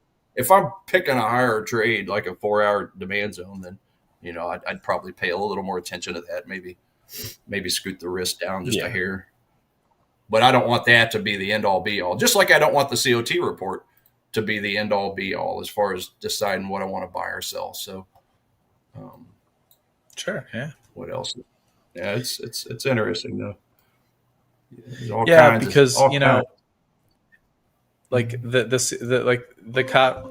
Oh, sorry, the cot report. I agree. Like you can't just look at like that positioning report and be like, this is it. Like this is my Right. holy grail of data. Yeah. So I agree 100%. Like you're combining that sentiment, like positioning sentiment with whatever news pieces and maybe like the put to call, ratios and all that stuff. And then you get kind of like an overall understanding on like the higher time frame. Okay, well, this trade does make sense based off of that, and I very much enjoy that perspective. There's a very famous trader that was on the recent that was included on the recent Market Wizards book, who is a very he's very oriented on the COT analysis, but he includes like news sentiment in his strategies, uh, along with like other fundamental things. And he's like kind of like a contrarian of sorts. And you kind of you remind me of like a somewhat of a version of him, not as much of a contrarian necessarily, but like the way you kind of approach things. And he's a longer term time frame guy as well and whatnot. So, Yeah. but Well, yeah. yeah. I mean, and I do talk about this a lot on Sundays and Mondays, especially. But yeah, just keep in mind, everybody. If you look, that's literally the COT is only one square out of all these squares. So, as much as I love that report, I have to pay more attention to the collective whole. I mean, if I've got a Hmm. bullish COT and everything else is trending red, I ignore the heck out of it, right? Because the Yep. banks, although they are the ones making all the money, they're not always right. They're not always right. Yeah. So I mean, most of the time they are, and they can obviously move the markets the way they want. But maybe if you're a smaller institution or something, I mean, I don't know. I don't know that whole world, but I do know that they're not always right. I mean, we clearly see that whenever Right. companies go defunct on like when we have the Swiss when the Swiss pulled their peg of the U.S. dollar back in was that 2015, right? We all heard the stories, or at Hmm. least I heard stories how the largest New Zealand Forex firm went bankrupt just from that one that one day. So they're not always right. They can Yeah, screw that up and make stuff. mistakes too. Those stories are crazy when you hear like Uh huh. those larger yeah, like some of those. Oh my gosh, dude. There's a there was like a high. I don't remember if I told you the high frequency trading algorithm story. That one hedge fund essentially there was a there it was back in like the early 2000s when like HFTs were like really catching on to the markets, like with stock trading and whatnot. And Mm-hmm. the one out like the one HFT algorithm that this hedge fund had lost them like it was something like 350 million in 30 seconds because it basically got bugged Damn. and liquidated positions that it wasn't supposed to and realized like a $350 million loss. And then they eventually, like that same year, ended up going under because of that situation, essentially.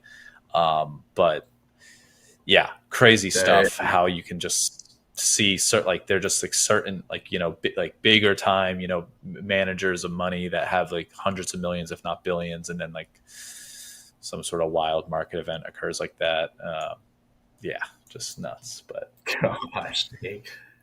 Oh, they're I hate when I they're hear like that. those stories where like you are like you learn about the possibilities. You understand like what the possibilities are of like in terms of like what loss can be, or like what's real. Like this is real. Like technology is fantastic and everything, but there are massive risks if you don't have the correct kind of oversight over your system or what have you. So yeah, Yeah. crazy. No, it's crazy. It's Mm. yeah. I can't remember the name of the trader in Japan that just a stay-at-home day trader, but I remembered reading this or watching a documentary on this guy a few months ago where there was a firm that was they were heavily one way and he was taking the opposite end. He had such a huge position that Right. they were trying to get him out of the trade or something so that they didn't continue losing money. The, one trader, and he had a large account. I mean, gigantic account, but apparently he was the thorn in their side. They ended up losing a ton of money just from his one trade. Right. So there's always stories about, yeah, there's plenty of stories out there about firms that are having those types of issues, or like the guy in what was it, Switzerland or something, that became a rogue trader and was hiding his gigantic losses in like a dummy account or something, and ended up costing the firm to go completely insolvent, like several $100 billion. He Oh my went to god. prison. Went to That's prison for, I don't even know how long it was, 8 or 9, 10 years, something like that. Yeah, that was another one insane. I watched lately. So that's why I say big banks and institutions, they typically making the most money, but there are some screw ups out there. So that's why I say Yeah. just because of and that's why I say just because the COT reports screaming they're buying or they're selling, it doesn't always mean I'm going to listen. That is one big piece, but I got to listen to the fundamentals and technicals as well. So it's just cool to. That's the fun Of challenge for course. me personally in trading, is putting together that fundamental, technical, and sentiment piece. It Yeah. really is. Yeah. Yeah, definitely. And I testing newer gotta strategies. I love it.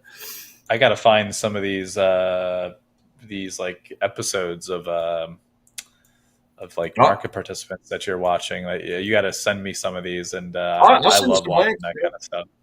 Yeah, that's great. Yeah, I'll spend hours watching it. Yeah, I mean, Yeah, no, I got a few in mind I could definitely find and slack your way or whatever. yeah, for sure, for sure, for sure, no doubt. I am out of that. I did get stopped out of that ES trade, so it's just been a grindy. This has just been a grindy, quiet market session, I must say. But it's Mhm. you live to tell another day. At least I've kept the risk relatively low, and no, Yeah, humongous losses of any sort. So It's all good. That's the whole point, right? Chat, stay trade in a way that allows you to see the next day. So you got to always be prepared to trade the next day. And if you don't have anything to trade with, then you can't, and you'll never see the opportunity. So Yeah, got to make sure to so position true. correctly so that when you're losing, it's not a big deal, and you can move on to the days where you're winning. So So true. Yeah, I was kind of keeping an eye as far as Bitcoin. I know we were talking about it earlier. Did have this former support point back here that got touched and turned into a little bit of a double top, I guess you could say. mhm. Yeah, with Bitcoin given a -6, uh, technical seasonality, retail position, all that's bearish. Services, PMI, retail sales, PPI, employment change, interest rate.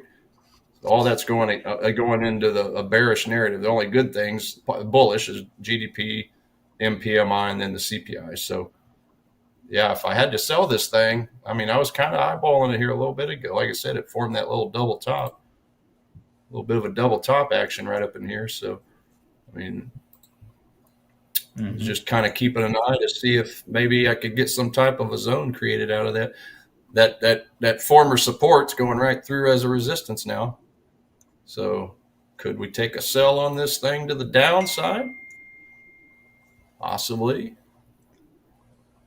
Pretty Uh, please. Possibly. I mean,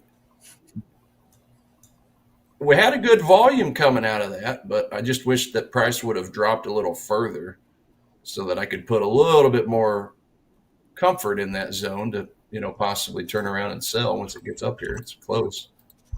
It's pretty Hmm. close, but I don't know. That's something I've been kind of keeping an eye on as well. Like I said, I don't. I've never sold Bitcoin, silver, gold, U.S. indices. It's just hard to sell something that primarily goes up, even if just for a few pips or for a few ticks or a few points or whatever. Right, But right. yeah, I mean, by definition, that is a little bit of a supply zone. I mean, it's not anything too sexy. Like I said, we didn't really get a fair value gap coming out of it. But reasons to sell this thing? Well, fundamental scores negative, double top right Hmm. on a former support, turn resistance possibly. So yeah, I don't think it'd be Yeah. the worst idea, but it's also not the greatest either. Right, right. Man, gold is not looking the greatest at the moment. It's kind of taken another. It kind of like failed its Yeah, little multi smiley face move that I was smiley looking face. forward to there. But I did.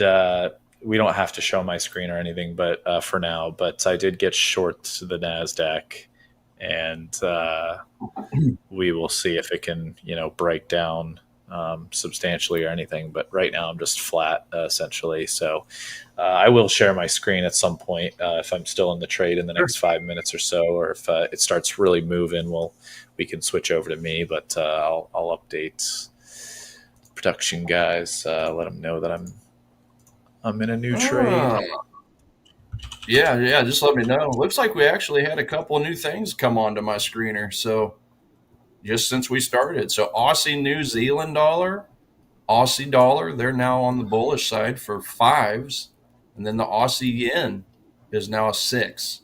So let's take a look at Aussie dollar. Take a look at that first major. See what Yeah. we got. Okay, so on a daily time frame, ugly, slow grind upwards turned into a little bit of an ugly, slow downward move. Let me see here now. All right, so I did define this the other day as a daily demand. If I kind of zoom in a little bit, easier to see. Get rid of my drawings for just a quick second. So there's my daily demand zone down here from Thursday, the 21st. So I guess that's now a week and a half. So that's a potential point to get a reversal on a daily If we go down to a 4-hour, looks like I did have a little bit of a 4-hour there, a little bit of a 4-hour demand. So 4-hour, we're now technically in a little bit of an uptrend. Okay, so that's good. 1 hour. Yeah, I mean, I guess I could look at this as a 1 hour, a 2 hour, or a 4-hour demand. So here's what I think I might do. Let's see, is there volume there? Volume spread? Not the greatest. I do have this. Okay, yeah. So that's going to remain the same. So I do have this daily demand, but it's also got a 4-hour demand inside of it. So that's the confluence I like to see right there. If I just get rid of my drawings for a second. So love the volume coming out of that thing, that big red candle. Love that. I'm going to look at this in the context, though, of a daily demand zone, because if I look at it in the context of a 4-hour demand, well, there's way too many basing candles in there for my taste.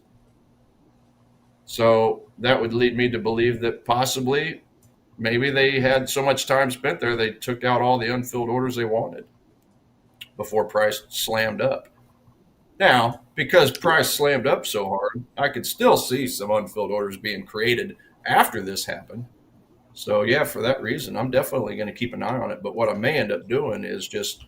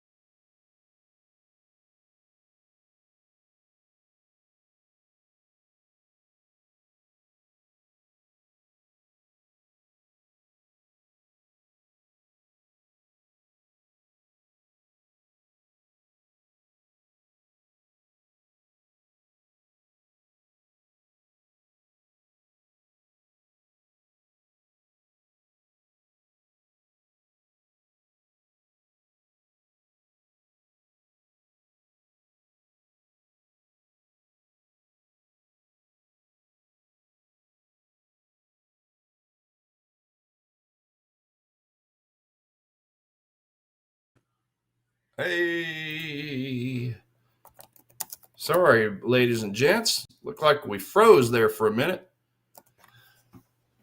But it looks like I'm back on, so we'll just wait on Mr. Paul to rejoin. There he is. Here we go. Technical difficulties. Wow. Did we have an earthquake somewhere?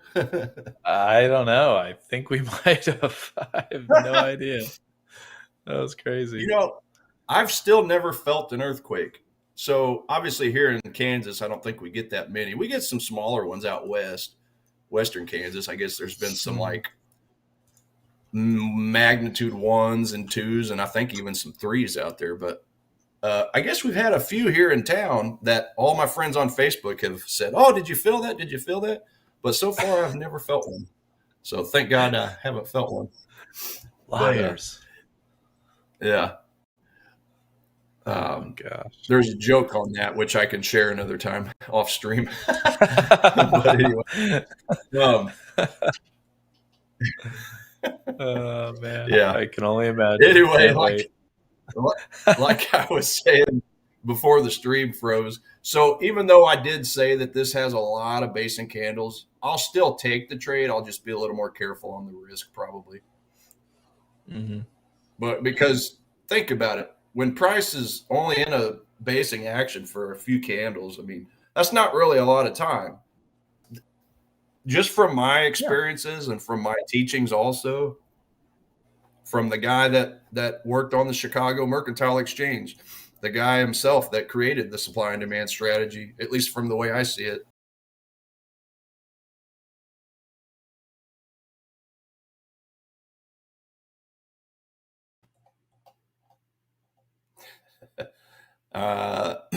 Looks like we froze a second time, chat. Sorry about that. But we back on. Got it back in. Got out and back in again. Yep. All Yes. right. Hopefully we can make it 14 minutes, 13 minutes. Yeah, exactly. That's all we need. uh, Come on. yeah, that's it. But yeah, just to finish that real quick before we get hopefully not kicked off again. Yeah, that was the basic thing he said that he learned over the 15 or whatever it was years that he did it, was that prices that spent the least amount of time in those zones were the most effective, because you get a lot of people that create their orders, but then when price leaves, you got a whole lot more people that wanted that price point that missed it. So that's why when price retraces back to that zone, it's just a high probability that those people that failed to get their orders placed want to place their orders now, since they had Right. seen this move, since they see this move here. And Mhm. I mean, there's a lot of trading, historical trading gurus, the Livermores and the people like that always say, um, history doesn't always repeat, but it does rhyme. So, it's not saying it is a guarantee, but it's a high probability that price will hit and then bounce again. So that's what I love Right. so much about trading supply and demand zones, and the philosophy behind it, and the fact that you're looking at it from an institutional point of view rather than a retail point of view, right? So, um, Hmm. so that's Yeah. yeah, that's why that's just what I've personally found the most success with. I mean, like I said, I've played around with the penny stocks and had some success in there, but it's never been anything like the supply and demand itself. But yeah, so anyway, that's a long-winded way of saying I'm definitely going to take a trade if we drop back down there. No, yeah, of course. Yeah, no, for sure though. Yeah, I mean it's worth the explanation for sure. I mean, people, I think like the supply and demand, like just like understand, like it's one thing to talk about like supply and demand and understanding generally what that means and whatnot, but it's another thing being able to point it out on charts, explain um, Mm-hmm. why like some of these levels exist on whatever you're trading, and like what, like kind of giving the reasoning behind it all, instead of just kind of being like, yeah, well, like point out for there's a lot of supply at this level, and then just be like, that's it. It's like, but Yeah, why? Like, wait, what do you mean? Like, yeah. Well, on all the prime here, we got a guy like Coach Tiger that actually, talks through it and explains these things, and shows you what he's seeing and why things are where they are. So, I think it all comes from my days working at American Eagle, believe it or not. oh yeah, We would, well, because we would have to cross train people in various departments. And I remember when I was getting trained early on how to how to box up clothing in the pick-to-light department, or the packing department, or the shipping or receiving departments. Like, I would get taught how to do X, Y, and Z, but then I would always be left with questions. Well, okay, you're telling me to do X, Y, and Z, but what's the reason behind it? So, yeah, whenever I became a group leader, where I oversaw 25 forklift drivers, 10 material handlers, 3 operations clerks, I had quite the group whenever I got promoted. And so I just told myself, well, when I teach these people how to do all these various jobs, I don't want to just give them a fish. I want to teach them how to fish. So, okay, this is the hmm steps, but here's the reasons why you need to do these steps, so that you can start looking into the future, and recognizing when you need to move from this spot to this spot, or change from this loading zone to this loading zone, or this high bay storage. Like, um, give them the reasons why things are done the way they are, so that they can start taking ownership and actually plotting and planning themselves, rather than us having to tell them when to do this or that. So, because right. nobody likes a micromanager, and that was one thing I never was, because I got sick of it whenever I was getting micromanaged. And so I basically had everybody taught up on all the steps of how to do this and that, how to even do my job. I would even bring people in, you know some of the go getters, and I even cross trained them in my job as a group leader. And then I would go Yeah. out and drive a forklift as if I was doing their job or loading pallets or whatever. First of all, Hmm. because I loved the work. I missed the work when I got into management. Sitting at a computer all the time Yeah. just doesn't sound appealing. It's easy to get sleepy and nod off. So doing reports and all this.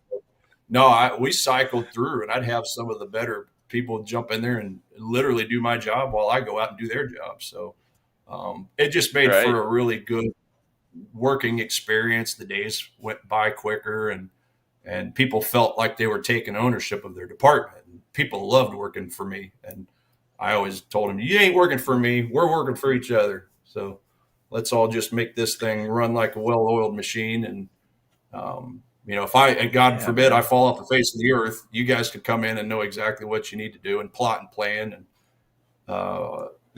assign yourselves accordingly. So I just brought that same mentality into teaching whatever it is I teach, whether it's trading or teaching people, Yeah. bowling. I mean, I did that quite a bit. So Heck just yeah. to Heck yes. explain all the nuances behind just take this ball and throw it as hard as you can, right? That's not going to teach anybody anything.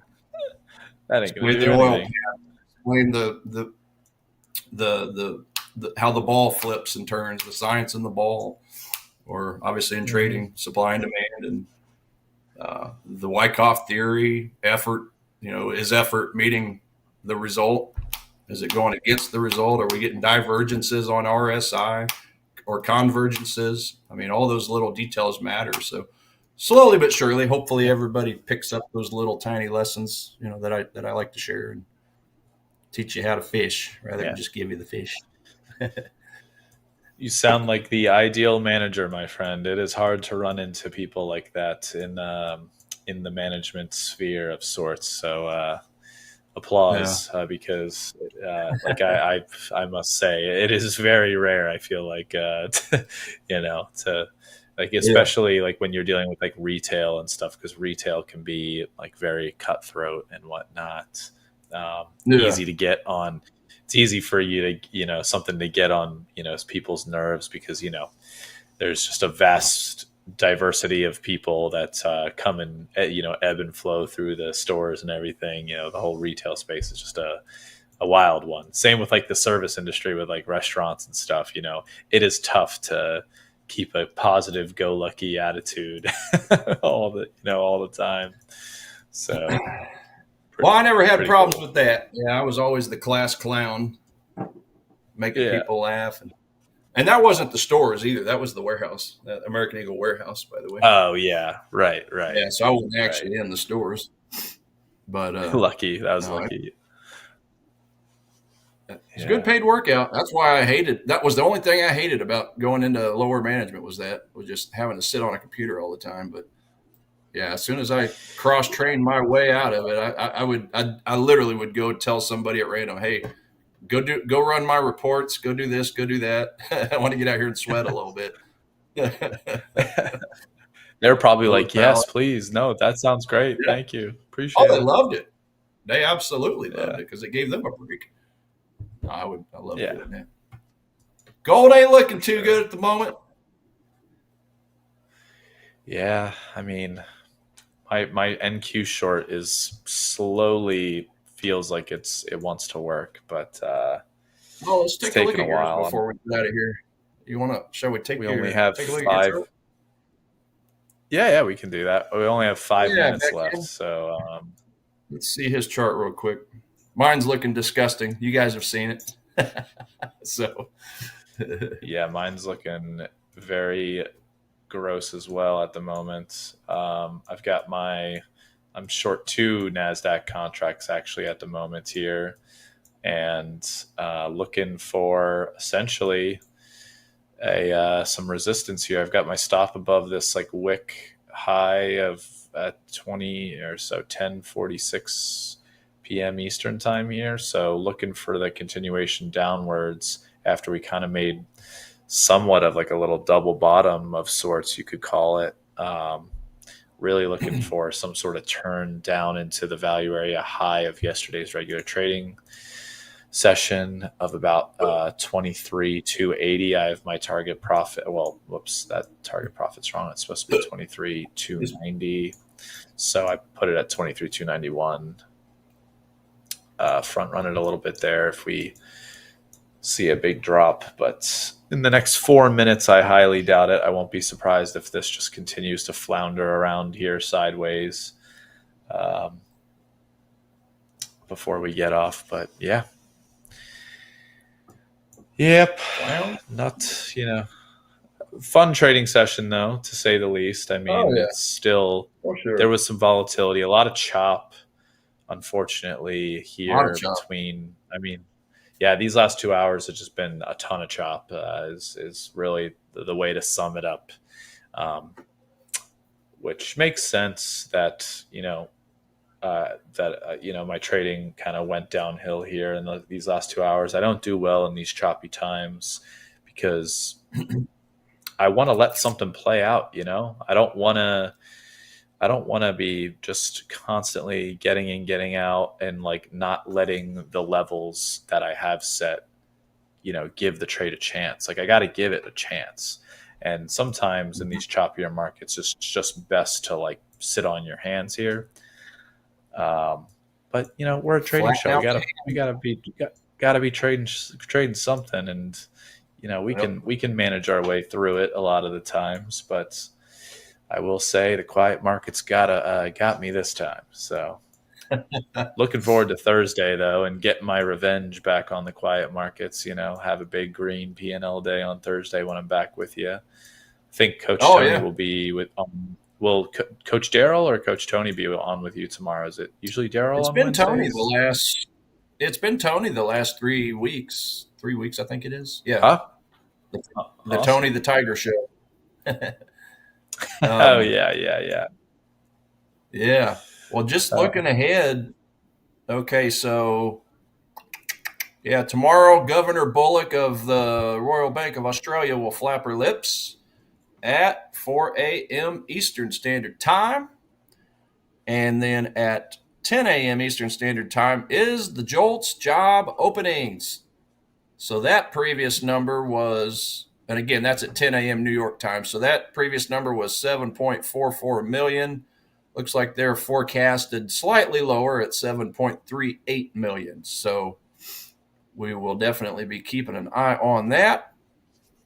And a printout of what Governor Bullock has to say. So again, that'll be 4 a.m. Eastern Standard Time for the Governor Bullock speech. So that's the main events tomorrow. Other than that, you just have Lagarde speaking at 3:30 a.m. New York time. It's of course showing as a medium impact event, and then the British pound yeah. has a medium impact monetary policy report hearings. That sounds boring, huh? So yeah, it's really all about the jolts, the jolts openings at 10 a.m. East New York time. And that's it, ladies and gentlemen. We have officially reached the end. Looks like I'm going to close out of my gold trade for about a $27 loss here in about 2 seconds. So Yeah. we've I reached want the to end, let the man. NASDAQ ride. I want to let the NASDAQ ride here, see if it can't go in my favor and make me back some money here. But until so you'll be on tomorrow morning for the Forex Fire. But until Thursday, when I see you again, have a great week of trading, and I will talk to you soon. Chat. Everybody have a great night. Get some good sleep, and get ready for tomorrow, because I'm sure tomorrow will be a great trading day. So, Tiger, Heck always a yeah. pleasure. I will see you on Thursday, my friend. All right. Cheers. We'll see y'all later. Awesome. Have a Have a good good one. one. See ya. All right,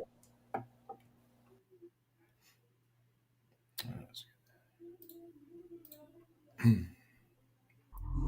Hola Prime. Trade with transparency.